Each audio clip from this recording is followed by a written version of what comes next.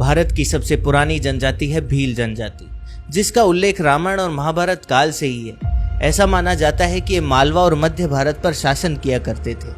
आज हम बात करेंगे इसी जनजाति के एक राजा की, जिसके डर से बड़े बड़े राजाओं के पैर कांप जाते थे। मैं बात कर रहा हूँ कोटिया भील की, जो राजस्थान की कोटा रियासत का ही एक राजा था, जिसके नाम पर ही कोटा का नाम कोटा रखा गया। और कोटिया भील की सबसे खास बात यह है कि वह सर कटने के बाद भी दुश्मनों से लड़ता रहा। तो दोस्तों, कहानी को शुरू करते हैं। यदि आप हमारे चैनल पर नए हैं तो हमारे चैनल को सब्सक्राइब जरूर करें। ये कहानी आपने पहले कभी नहीं सुनी होगी, तो कहानी को लास्ट तक जरूर देखना।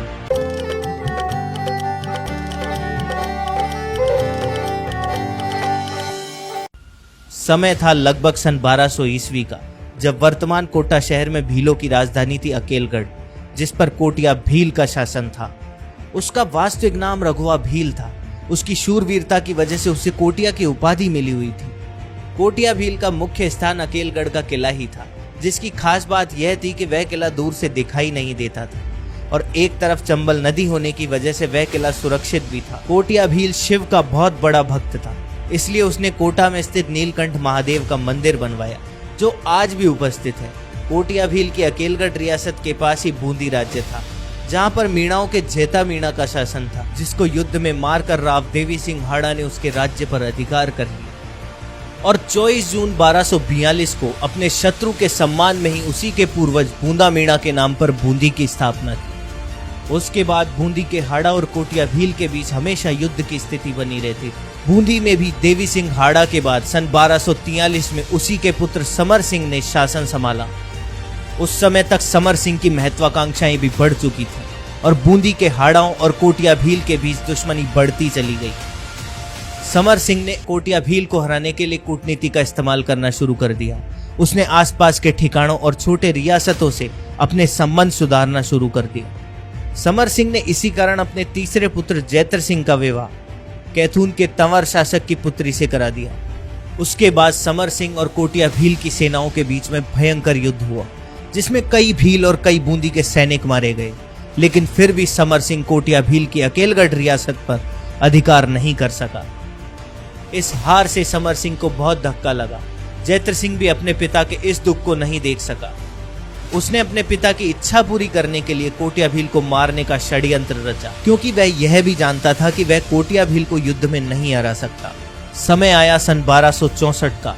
जैत्र सिंह ने कोटिया भील को मारने का षड्यंत्र रच लिया था। जैत्र सिंह ने कोटिया भील से धीरे धीरे संबंध सुधारने शुरू की। कोटिया भील को यह दिखाया गया कि बूंदी राज्य अकेलगढ़ रियासत से मित्रता करना चाहिए। एक दिन मौका देखकर जैत्र सिंह ने कोटिया भील और उसके साथी सरदारों को दावत पर बुलाया। दावत में कई पकवान और शराब की व्यवस्था की गई।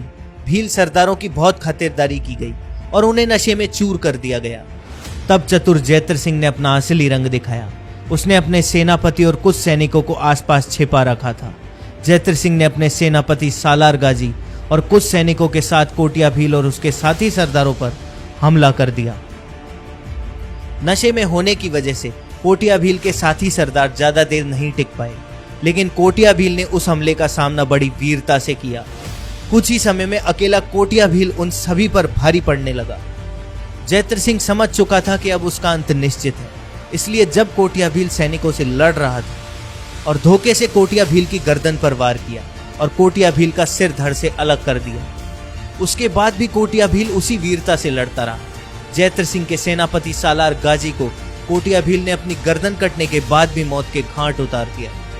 यह देखकर जैत्र सिंह डर गया। उसने कोटिया भील के शरीर पर धोखे से एक और वार किया और उसके शरीर को एक और हिस्से में काट दिया। तब जाकर कोटिया भील की मृत्यु हुई।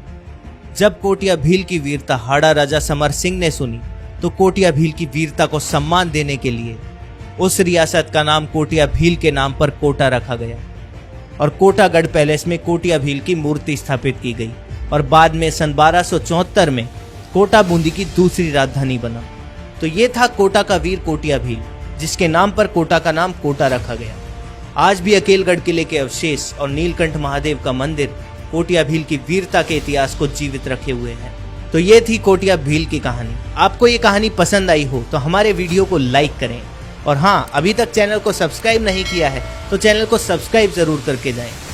क्या आपको ये कहानी पता थी या आपके पास कोई नई कहानी है या फिर आपके पास कोई सवाल या सुझाव है तो हमें कमेंट सेक्शन में जरूर बताएं। फिर आपसे मुलाकात होगी एक नए दिन एक नई कहानी के साथ। तब तक के लिए जय राजस्थान, जय भारत।